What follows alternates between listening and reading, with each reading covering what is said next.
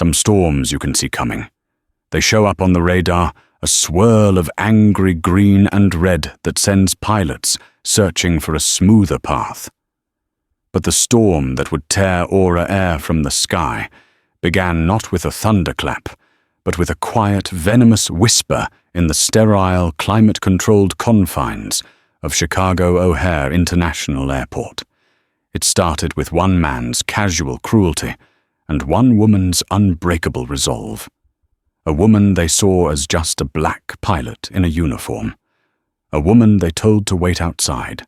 They had no idea they weren't just disrespecting a pilot. They were challenging the very architect of their doom. The air in Terminal 2 of Chicago O'Hare was thick with the familiar tension of delayed travel. Outside, a tempestuous late-autumn storm raged, lashing the tarmac with sheets of rain and sending gusts of wind howling across the airfield. Inside, under the hum of fluorescent lights, passengers were a sea of weary faces, hunched over phones and nursing lukewarm coffees. At gate C-27, the gate agent, a man in his late 20s with a name tag that read Kyle Peterson, was soaking in the minor authority his position afforded him. He wielded his power with the smirking confidence of someone who had never been truly challenged. He scanned boarding passes with a flick of his wrist, answered questions with condescending sighs, and moved with a swagger that suggested the entire operation hinged on his every decision. Through this sea of frustrated travelers walked Captain Eva Rostova. At 42, she carried an aura of serene competence that seemed to repel the chaos around her. Her uniform was impeccably pressed, the 4 golden stripes on her epaulets gleaming softly. Her hair was pulled back in a neat regulation bun, and her eyes, the color of dark, rich coffee, missed nothing. She had the steady hands of a surgeon, and the calm demeanor of someone who had landed a 130,000-pound aircraft in a crosswind that would make a seasoned sailor's stomach churn. She was a 15-year veteran of the Air Force before transitioning to commercial aviation, a pilot with more hours in challenging conditions than Kyle Peterson had spent on Earth. She approached the podium, her crew bag rolling silently behind her. Her first officer, a young, eager man named Ben, was already there, chatting with the flight attendants. "Kyle," Eva said, her voice calm and professional. "Captain Rostova, just wanted to check on the latest weather report and the de-icing schedule. Looks like we've got a bit of a wait." Kyle didn't look up from his computer screen. He finished typing something with a deliberate slowness before finally lifting his gaze, his eyes flicking over her uniform with a dismissive air. "Ja, Hon, we're all waiting. The line's back there." He gestured vaguely with his thumb towards the throng of passengers. The word Hon hung in the air, a small, sharp needle of disrespect. Ava's expression didn't change, but a switch flipped deep inside her. It was a switch she'd had to install and maintain over a lifetime of similar moments. "I'm the captain of this flight, Aura 714 to Dallas." She clarified, her tone still even, but now laced with a thin, sharp edge of steel. "I need access to the jet bridge to begin my pre-flight checks with my first officer." Ben, the first officer, stepped forward. "She's with me, Kyle. We need to get on board." Kyle finally swiveled in his chair, a smirk playing on his lips. He looked from Ben, who was white, to Eva, who was black. The cogs of his prejudice turned visible and ugly. He couldn't reconcile the image in his head of an airline captain with the woman standing before him. The uniform, the stripes, the authority in her voice, it was all just a costume to him. "Right," Kyle said, dragging the word out. He turned his attention fully to Eva, his voice dripping with a patronizing sweetness that was far more insulting than outright anger. "Look, I appreciate you're excited to get going, but the ramp is closed. Ground crews are on hold because of the lightning. There's nothing you can do on the plane right now anyway. It's locked up tight." "That's not your call to make," Eva stated, her voice dropping a register. My duty is to the safety of this aircraft and its passengers, and that begins with my pre-flight inspection the moment I'm able. I need access to the cockpit. Now. The confrontation was drawing quiet attention. A few passengers in the front rows lowered their phones. The two flight attendants, Sarah and Maria, exchanged uneasy glances. They had flown with Captain Rostova before. They knew her as a consummate professional fair, but firm, and not a woman prone to drama. Kyle seemed to enjoy the audience. He leaned back in his chair, crossing his arms. "Listen," he said, his voice rising just enough for everyone to hear. "I'm the ground operations coordinator for this gate, and right now this gate and that plane are my responsibility. The ramp is a hazardous area. I'm not letting unauthorized personnel out there. It's a safety issue." The phrase unauthorized personnel was the final straw. It was a deliberate, targeted insult designed to strip her of her rank in front of her crew and passengers. "I'm the pilot in command of this aircraft," Eva said, her voice now dangerously low and precise. Each word was a carefully placed stone. "My authority supersedes yours in all matters concerning this flight. You will open the door, or I will report you to the station manager and the FAA for impeding the duties of a flight crew." Kyle's face flushed red. The smirk was gone, replaced by a mask of petty rage. He felt his authority being challenged, and his prejudice provided him with a blunt instrument to strike back. He stood up, puffing out his chest. "You're not going anywhere. The ground crew isn't even out there. You want to feel important? Fine. But you're a security risk until I say otherwise. So you can take your attitude and wait outside." He pointed a trembling finger, not towards the waiting area, but towards the main terminal doors, some 50 yards away. "Go get a coffee. Sit down. Wait with everyone else. When I decide it's safe, I'll let you know." A collective gasp rippled through the passengers who had been listening. "Wait outside," one woman murmured.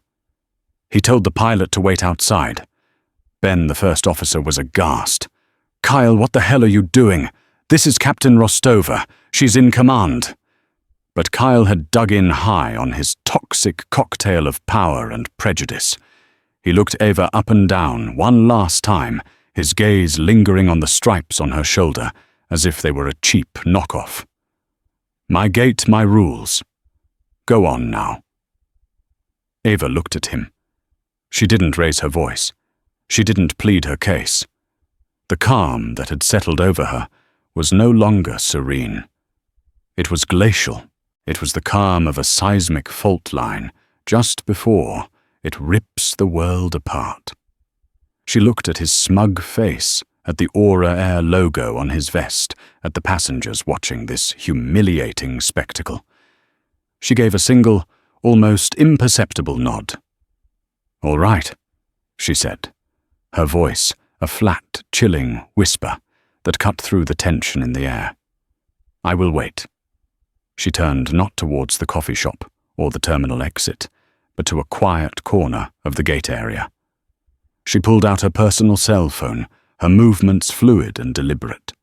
She ignored the frantic apologies from her first officer and the stunned silence from everyone else. She scrolled through her contacts to a single entry. A name Kyle Peterson had never heard of, but one that the CEO of Aura Air knew all too well. A name that was about to bring his entire world and the entire company crashing to the ground. She pressed the call button. The storm outside was violent, but it was nothing compared to the one she was about to unleash. The name on her screen was simply David. No last name, no title, just David. To anyone glancing at her phone, it was an anonymous contact.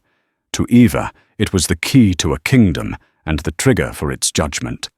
The phone was answered on the first ring. "Eva." The voice on the other end was sharp alert and carried the quiet hum of a high-level corporate office. David Chen was her family's lawyer, her confidant, and the executor of her father's sprawling, complicated legacy. "It's happened, David."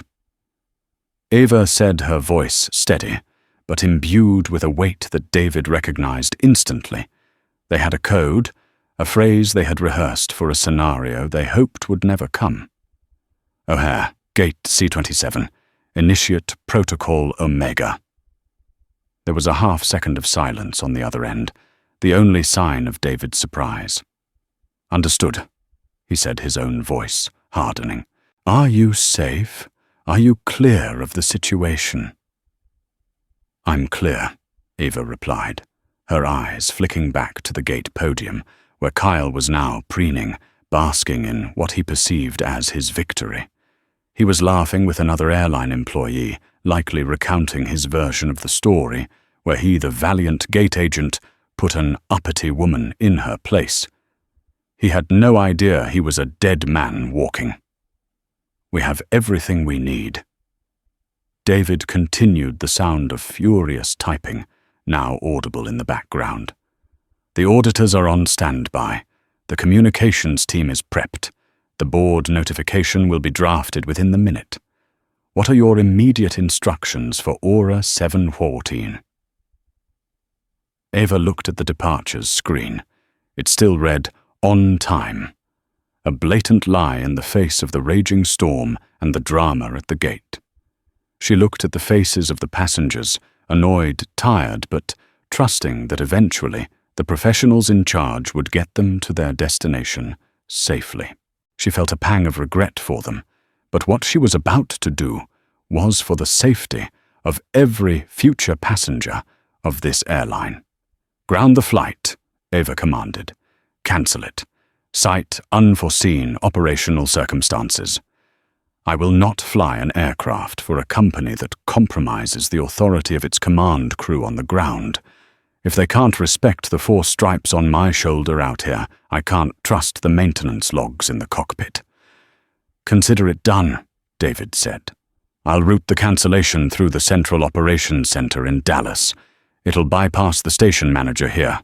He'll get the notification at the same time as the gate agent. What's your next move?"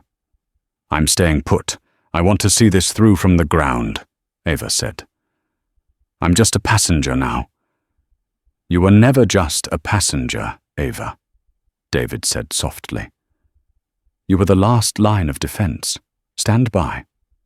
He hung up. Ava lowered her phone and slipped it back into her pocket. She leaned against the wall, assuming an air of detached observation. She was now a ghost in the machine, an invisible force whose actions were about to ripple through the entire system. Less than 90 seconds later, it began. The large screen above Gate C-27 flickered. The words "on time" vanished. In their place, in bold red letters appeared a new word, "delayed." A collective groan went through the waiting area. Kyle, still mid-laugh, glanced up at the screen, his expression souring. He muttered something to his colleague and tapped impatiently on his keyboard, likely trying to figure out where the delay order came from. He would find no answers. The command hadn't come from O'Hare's control tower or the local station manager. It had come from the very highest level of Aura Air's corporate structure, initiated by a ghost. Another minute passed. Kyle was now on the phone, his voice a confused, angry buzz. He was getting stonewalled. The Central Command was giving him a vague, corporate-approved script. Then the screen flickered again. The word "delayed" was replaced by a more final, more damning word, "cancelled." The groan in the waiting area turned into a roar of outrage. A dozen people surged towards the podium, demanding answers, refunds, rebooking options. Kyle was immediately swamped. His smug confidence evaporated, replaced by the frantic, panicked energy of someone completely out of his depth.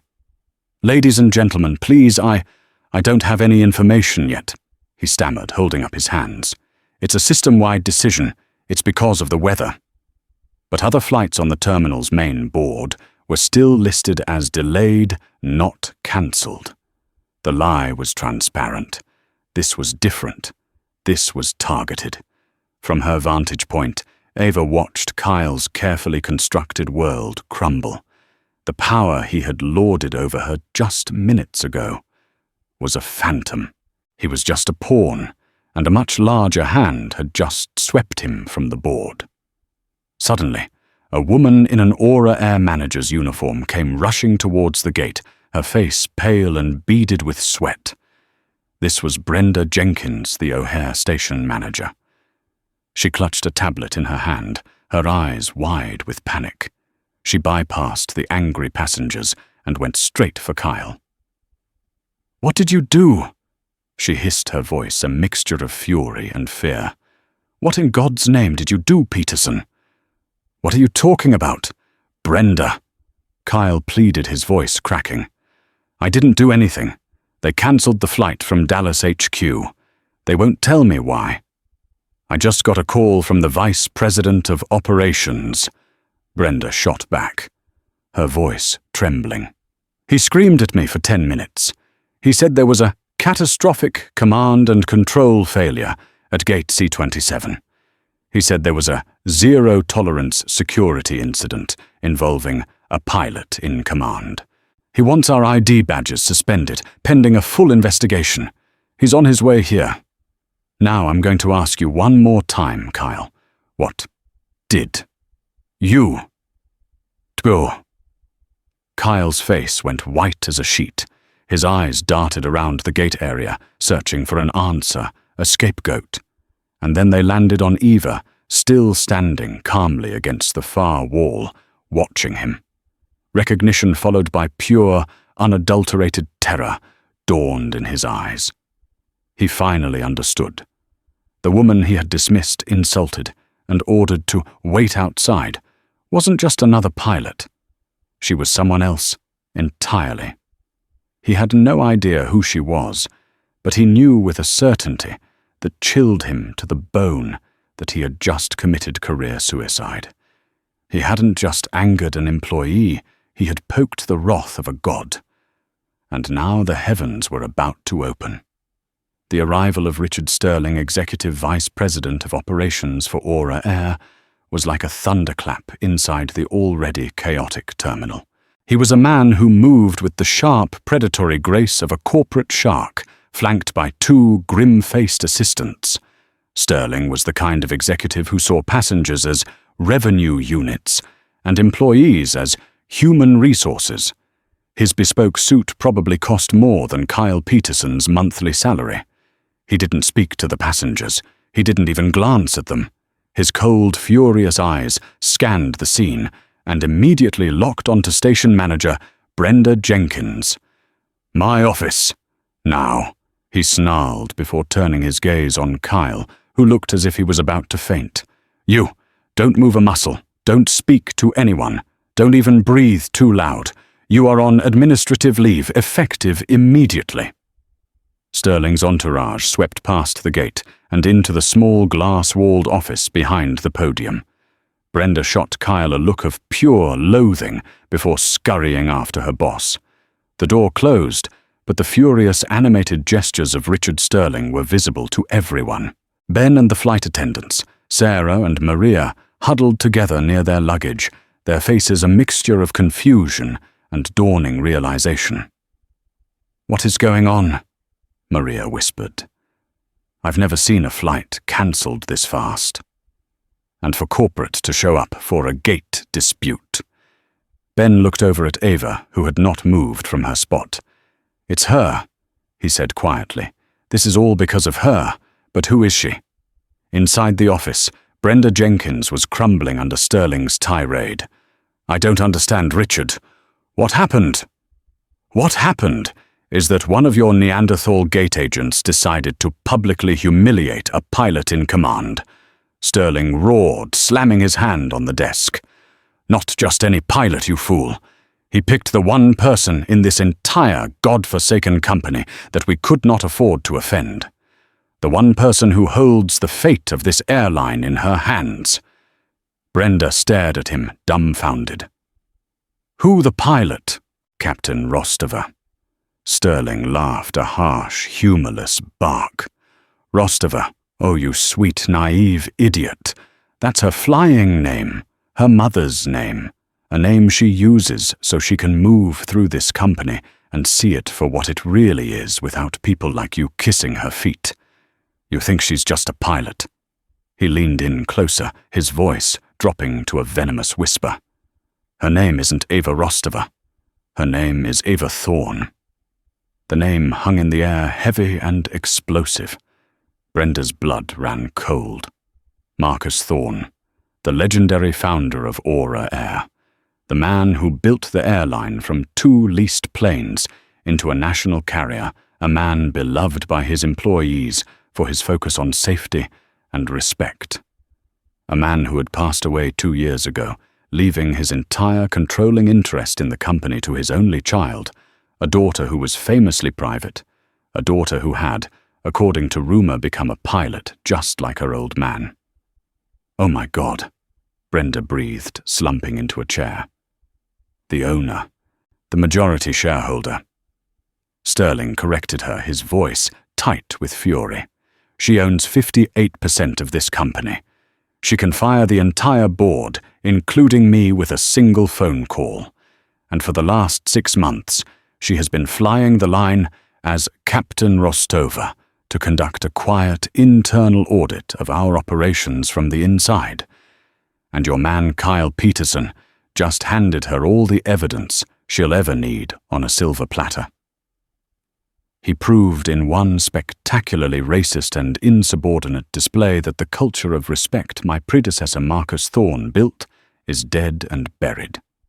Sterling began pacing the small office like a caged tiger. "I've been getting reports from her proxy David Chen for months. Vague notes about employee morale and procedural drift. I thought it was just corporate fluff. I had no idea she was on the front lines taking notes. And now this.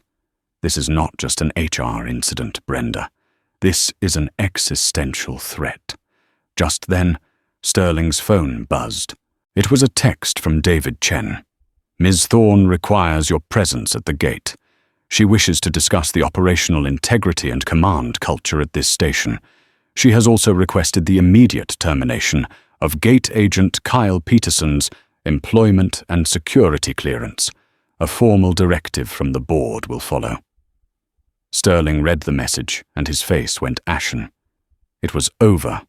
The game was up. Ava Thorne wasn't just auditing them anymore. She was taking command. He straightened his tie, smoothed his suit jacket, and composed his features into a mask of contrived concern. He walked out of the office, his stride now missing its earlier predatory confidence. He approached Ava, who was finally pushing herself off the wall, her posture radiating an authority that had nothing to do with her pilot's uniform and everything to do with the blood in her veins. "Captain, Ms. Thorne." Sterling began his voice, oozing a synthetic charm that didn't reach his terrified eyes. "On behalf of Aura Air, I cannot begin to apologize for the unprofessional and utterly unacceptable behavior you were just subjected to. It is not representative of who we are as a company." Ava looked at him, her expression unreadable. She let the silence stretch, forcing the powerful EVP to stand there, twisting in the wind. The passengers, her crew, and a terrified Kyle Peterson watched the exchange, finally understanding that they were witnessing a seismic power shift in real time. "It is exactly representative of who you are, Mr. Sterling," Ava finally said, her voice clear and cutting. "It's the perfect representation. You fostered a culture where employees feel emboldened to disrespect command authority based on race and gender. You've prioritized cost-cutting and on-time departures over everything else, creating an environment of pressure and toxicity." She took a step closer, her gaze pinning him in place. "This isn't about one rude employee, Richard. This is about the rot at the core of this company. My father built Aura Air on a foundation of respect. Respect for the crew, respect for the passengers, and above all respect for the chain of command that keeps people safe in the air. Kyle Peterson is not an anomaly. He is a symptom of the disease you've allowed to fester under your leadership. She then turned her attention to the man who had started it all. Kyle was standing by the podium, looking utterly broken. "Mr. Peterson," Eva said, her voice devoid of any emotion. "You questioned my authority. You dismissed my credentials. You endangered this flight by attempting to block the pilot in command from her duties. You did all of this not because of a legitimate safety concern, but because you could not comprehend a black woman being in charge. Your prejudice made you a liability, and this airline," she said, her gaze sweeping back to Sterling, "is full of liabilities." With that, she turned to her stunned crew. "Ben Sarah Maria, I apologize for what you had to witness. Your flight duties for the day are concluded. The company will arrange for your transport and accommodation. You will be hearing from my office tomorrow." She then walked away from the gate, not looking back. She didn't need to. The damage was done. The first crack in the dam had appeared, and Eva Thorne was about to unleash the entire flood. Richard Sterling stood frozen, watching her walk away, knowing that he wasn't just watching a disgruntled pilot leave. He was watching the angel of death for his career and for Aura Air as he knew it. The following morning, the corporate headquarters of Aura Air in Dallas, Texas, felt less like a bustling nerve center and more like a tomb. The news of the O'Hare incident had spread like wildfire, embellished with rumors and half-truths. All anyone knew for sure was that a flight was dramatically cancelled. A high-level executive had flown to Chicago in a panic, and the name Eva Thorne was now being whispered in every cubicle. Richard Sterling had been in his office since 4 a.m., surviving on black coffee and pure adrenaline. His desk was littered with printouts of employee files, station performance reviews, and internal memos. He was a man in damage control mode, trying to find a scapegoat, a plausible narrative, anything to save his own skin. He'd already fired Brenda and Kyle, offering them up as sacrificial lambs, but he knew it wouldn't be enough. Eva Thorne hadn't gone to all this trouble to scalp a station manager and a gate agent. She was hunting bigger game. At precisely 9:00 a.m., the call he was dreading came. It wasn't from Eva. It was from David Chen. "Mr. Sterling." David's voice was cool and formal. "Ms. Thorne has convened an emergency session of the Board of Directors for 10:00 a.m. tomorrow. You will be expected to provide a full report on the operational culture safety compliance and employee conduct standards chain-wide." "Of course, David," Sterling said, trying to sound cooperative. "I've already terminated the employees responsible for the incident at O'Hare, and the O'Hare incident is no longer the primary focus." David cut in his words like chips of ice. "It was merely the catalyst. Ms. Thorne's internal review over the past 6 months has uncovered a pattern of systemic issues that she finds deeply alarming. The board expects you to address these issues directly." Sterling felt a cold knot tighten in his stomach. What issues specifically?" "I believe you know," David said. "The pressure you've put on station managers to reduce turnaround times, resulting in falsified departure logs. The cost-saving measures in maintenance that have led to deferred repairs on non-critical but important systems. The bonus structure that rewards middle management for cutting corners. The spike in HR complaints about hostile work environments that have been consistently dismissed as personality conflicts." "Shall I go on?" Sterling was silent. He was cooked. She knew everything. Her 6 months spent in the trenches, in pilot lounges on tarmacs and in crew vans had given her a ground-level view of the sickness he had introduced into her father's company. Marcus Thorne had run Aura Air like a family. He knew the names of his chief mechanics. He believed that a happy, respected crew was a safe crew. He invested heavily in training and state-of-the-art maintenance facilities. When he died, the board, eager for higher profit margins, had installed Richard Sterling, a man with a reputation as a ruthless efficiency expert. Sterling had systematically dismantled Marcus's legacy. He'd outsourced heavy maintenance checks to the cheapest bidder.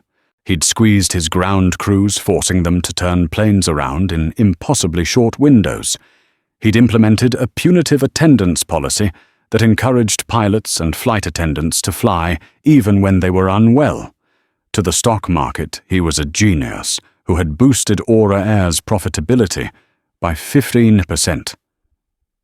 To the employees, he was a tyrant who was stripping the airline of its soul, and they feared its safety margin.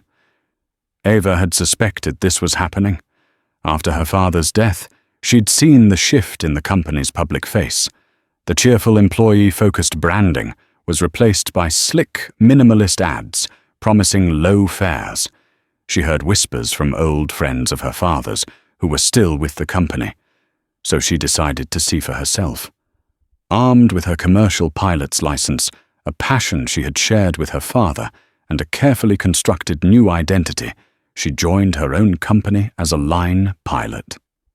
What she found horrified her. She saw pilots pressured to accept aircraft with multiple items on the minimum equipment list MEL, technically legal, but a sign of a struggling maintenance department.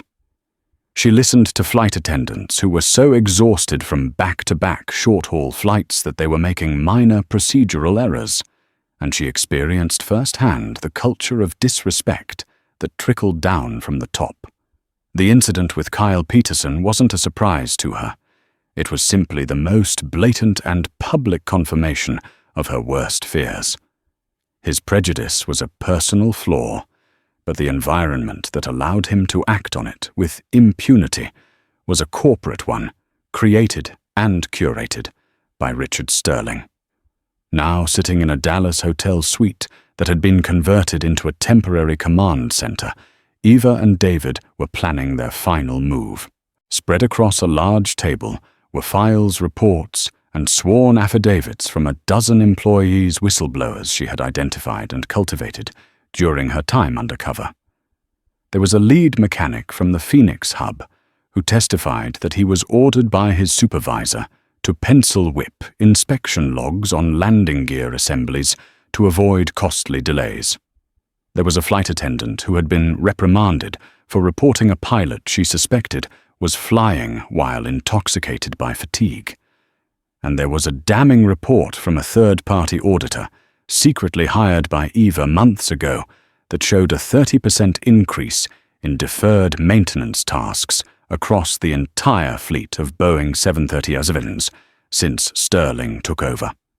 "He's going to try and blame middle management," David said, pointing to a flowchart of the company's hierarchy.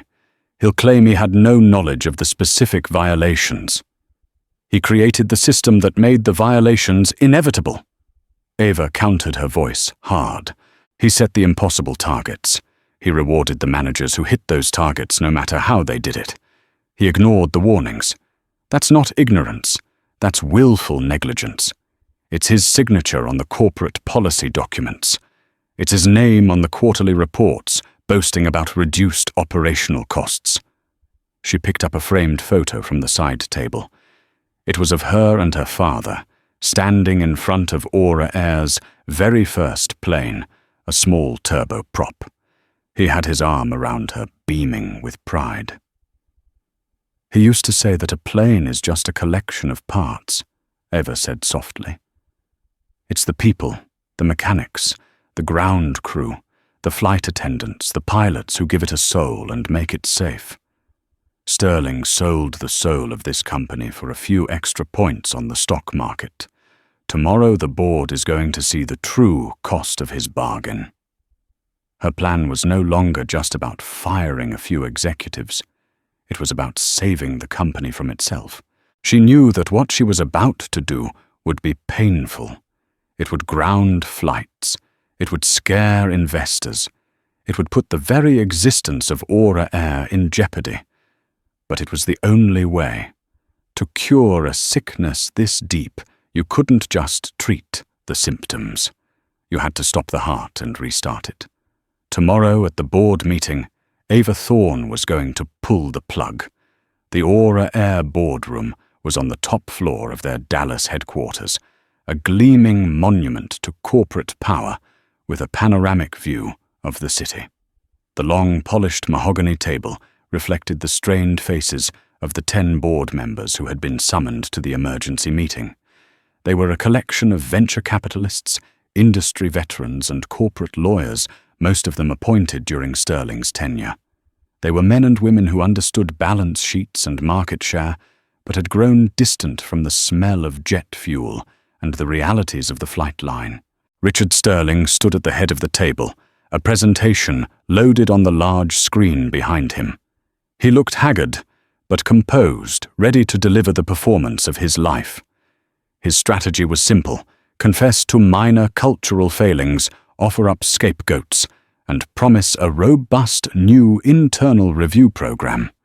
He would present himself as the strong leader needed to navigate the company through this unfortunate but isolated incident. He didn't know that Eva Thorne was not coming to the meeting to listen to his excuses.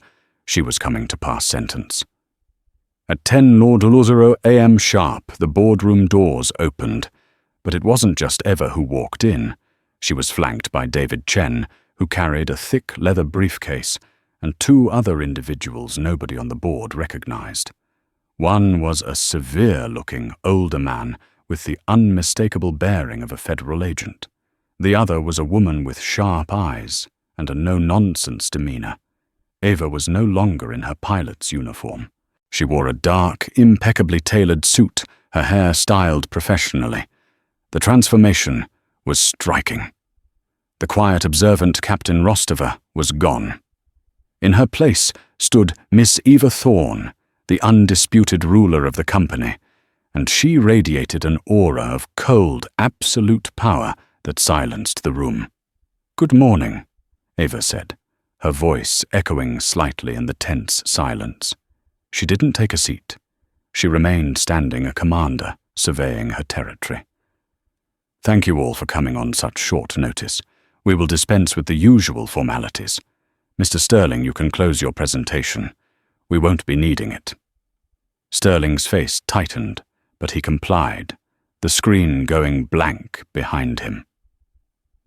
For the past 6 months, Ava began, her eyes sweeping over every person at the table. "I have been flying as a captain for this airline. I've seen firsthand the state of the company my father built, and I am, to put it mildly, appalled." She paused, letting the weight of her words sink in. The incident at O'Hare, where a gate agent felt empowered to deny a captain access to her aircraft based on her race, was not an isolated event. It was the logical conclusion of a corporate culture that Richard Sterling has cultivated, a culture of shortcuts, pressure, and disrespect that flows from the very top. "Now, Eva, that's an unfair accusation." One of the board members, a Sterling loyalist named Gerald, started to bluster. "Is it Gerald?" Ava shot back, her gaze sharp as a razor. She nodded to David, who opened his briefcase and began distributing thin files to each board member. "Inside those folders you will find a summary of my findings. You'll find copies of falsified on-time departure records from our Chicago, Denver, and Atlanta hubs, directly encouraged by a bonus system Mr. Sterling implemented. You will find maintenance logs for aircraft that were signed off on while the planes were already in the air. You'll find the sworn testimony of a chief mechanic who was told to make the numbers work when it came to ordering new brake assemblies for our 737 fleet." A sickened silence fell over the room as the board members began flipping through the documents. Sterling's face was a deathly pale mask. "And it gets worse." Ava continued, her voice cold and steady. "This culture of cutting corners, this sickness of prioritizing profit over safety, has now crossed a line into criminal negligence."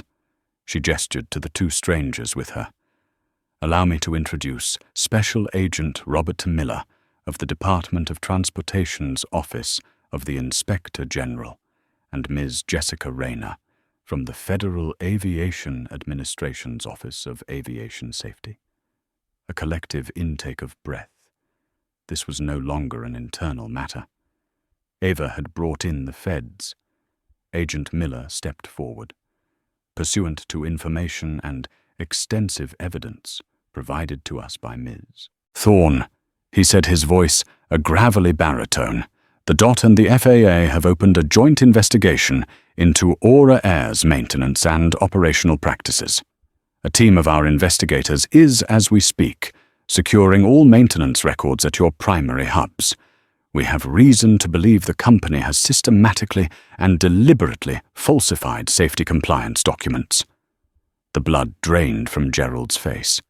The other board members looked at Sterling with expressions of pure horror and betrayal.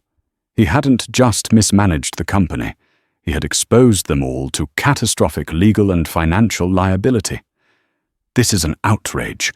Sterling finally found his voice, though it was thin and reedy. This is a personal vendetta. She's using a minor customer service issue to stage a corporate coup. Ava took a step towards him, her eyes blazing with a righteous fury she had kept contained for months. A minor issue, she said, her voice dangerously low.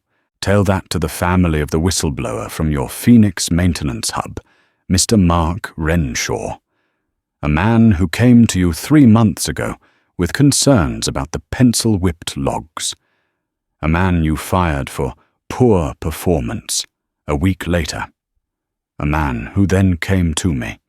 His testimony is the centerpiece of the FAA's investigation. She wasn't finished. You took my father's legacy, a company with one of the best safety records in the industry, and you gambled with it. You gambled with the lives of thousands of passengers every single day just to squeeze out a few more dollars for your quarterly earnings report. The man at Gate C-27, Kyle Peterson, was a racist and an idiot. But you, Mr. Sterling, you are a criminal. She turned back to the stunned board. I am exercising my right as the majority shareholder. I call for an immediate vote of no confidence in CEO Richard Sterling and his entire executive team. All in favor, vote. One by one hands went up around the table, first tentatively, then with firm resolution, as the reality of their situation became clear. It was unanimous. Sterling stared defeated as his empire turned to ash around him. You're all dismissed, Ava said to the board. Mr. Sterling, Agent Miller has a few more questions for you. I suggest you answer them. As Agent Miller and an associate stepped forward to escort a ghostly white Sterling from the room, Eva looked at Miss Rayner from the FAA. What happens now? Eva asked. Ms. Rayner's expression was grim. Given the severity and systemic nature of the evidence you've provided, we have no choice. We're issuing an emergency suspension order. Effective immediately, Aura Air's air operator certificate is suspended. Your entire fleet is grounded, pending the outcome of our investigation. Miss Thorne, you've shut the entire company down. The words hung in the air. It was a drastic, cataclysmic outcome, but as Ava looked out the window at the sky, where her planes were supposed to be flying, she felt not regret, but a flicker of hope. She hadn't destroyed her father's company. She had just performed the painful radical surgery required to save its life. The grounding of an entire airline is not a quiet event. It is a messy, public, and brutal affair. The news hit the wires like a shockwave. Aura Air fleet grounded by FAA amid safety probe, screamed the headlines. The company's stock plummeted by 80% in pre-market trading before being halted. Thousands of passengers were left stranded at airports across the country. The company that Richard Sterling had presented as a model of modern efficiency was now a national disgrace, a symbol of corporate greed gone horribly wrong. For Richard Sterling, the fall was swift and absolute. He went from a corner office to a sterile interrogation room. The federal investigation, armed with the mountain of evidence Eva had meticulously gathered, was not a fishing expedition. It was a targeted strike. They found a clear trail of emails and memos in which Sterling demanded cost-saving solutions from his maintenance chiefs and praised the ones who delivered them, creating a clear pattern of willful negligence. He was arrested and charged with multiple counts of fraud conspiracy and endangering the safety of a commercial carrier. His bespoke suits were replaced with an orange jumpsuit, his corporate jet with a transport van. The man who had built his career on cutting corners had finally cut one too many. But what about Kyle Peterson, the gate agent, whose single act of prejudice had been the spark that ignited the inferno? After being unceremoniously fired by Brenda Jenkins in the chaotic aftermath at O'Hare, Kyle had gone home convinced he was the victim. He ranted to his friends and family about the crazy pilot who had some kind of connection and got him fired over nothing. He saw himself as a martyr to political correctness, a casualty of a world gone mad. He immediately lawyered up, planning to sue Aura Air for wrongful termination. His lawyer's confidence lasted until the first wave of news reports broke. When the name Eva Thorne was publicly linked to the pilot he had humiliated, the lawyer's tone changed. When the FAA investigation was announced detailing systemic fraud in maintenance and operational logs, the lawyer dropped him as a client.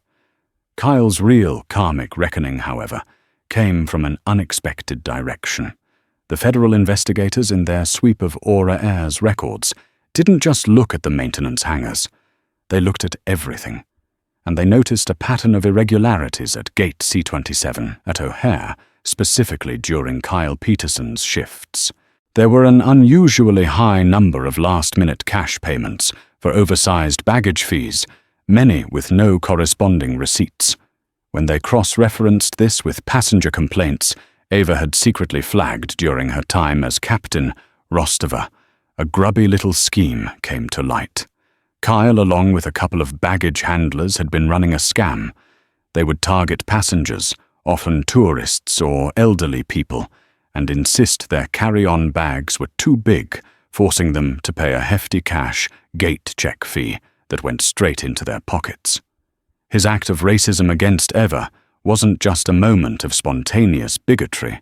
It was part of a larger pattern of abusing his minor authority for personal gain.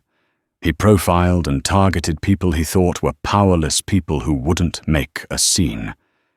He had looked at Captain Eva Rostova, a black woman, and saw not a commander of a multi-million-dollar aircraft, but another easy mark. He assumed she was powerless. It was an assumption that not only cost him his job, but also led to him being indicted on federal fraud charges. Kyle Peterson, the man who had smugly told a decorated pilot to wait outside, now faced prison time. His arrogance had not only brought down his company, it had revealed his own petty criminality to the world. He lost his job, his reputation, and his freedom.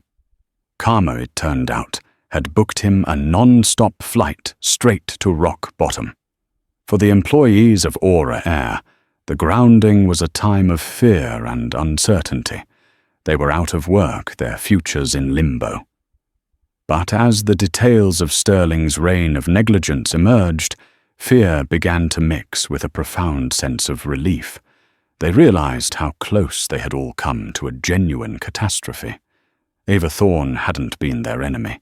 She had been their savior, albeit a ruthless one. Eva, working alongside David Chen and a hand-picked transition team, spent every waking hour in crisis mode. She secured emergency funding to ensure her employees would still receive their paychecks during the shutdown. She held town hall meetings first with the pilots, then flight attendants, then mechanics and ground crews. She didn't make excuses. She laid the truth bare. Richard Sterling betrayed your trust, she told a packed hangar of mechanics in Dallas. He betrayed my father's legacy, and he betrayed the trust of the flying public. We are grounded today, not because of one person's mistake, but because of 1,000 compromises that never should have been made. I cannot promise you that this will be easy, but I can promise you this we will rebuild, and we will do it the right way. Safety first. People always. She wasn't just a remote owner anymore. She was a leader. They saw the pilot in her, the commander. They saw the daughter of Marcus Thorne, who valued their expertise over a stock price. Slowly, cautiously, they began to believe. The long, painful process of recertifying every single aircraft, retraining every employee on a renewed safety-first culture, and winning back the trust of the FAA had begun. 6 months later, Aura Air was almost unrecognizable.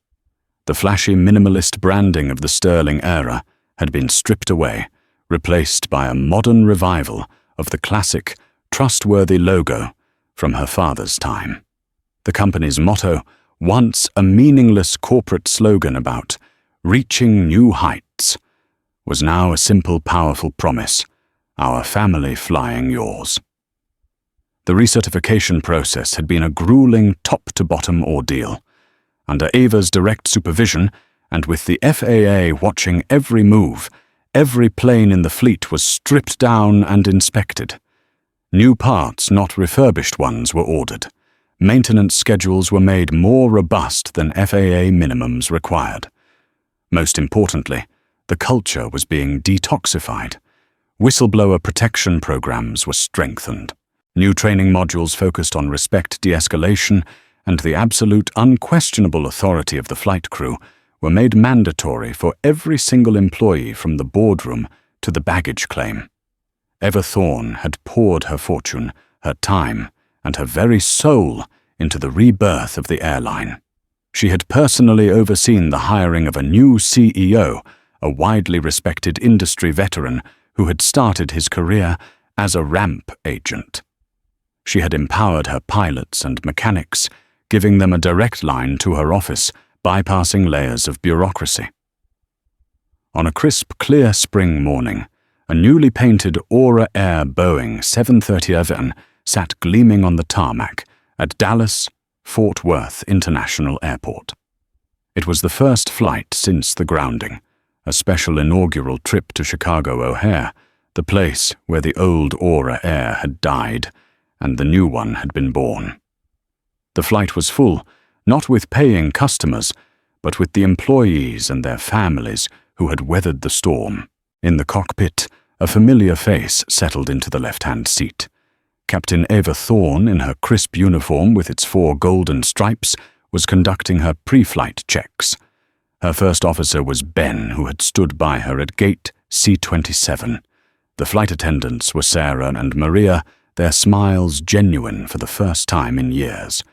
As she prepared for departure, a call came through from the control tower. Aura 1, you are cleared for takeoff on runway 18 right. Welcome back to the skies. Eva keyed the mic, her voice steady and clear. Cleared for takeoff runway 18 right. It's good to be back. Aura 1. With a powerful roar of its engines, the plane surged down the runway and lifted gracefully into the air. As she banked the aircraft over the Dallas skyline, Eva looked down at the world below. Her father's legacy was safe. Her employees were safe. Her passengers would be safe. She had been told to wait outside, dismissed and disrespected. But from that place of exclusion, she had found the strength and the clarity to tear down a corrupt kingdom and build a better one from its ruins.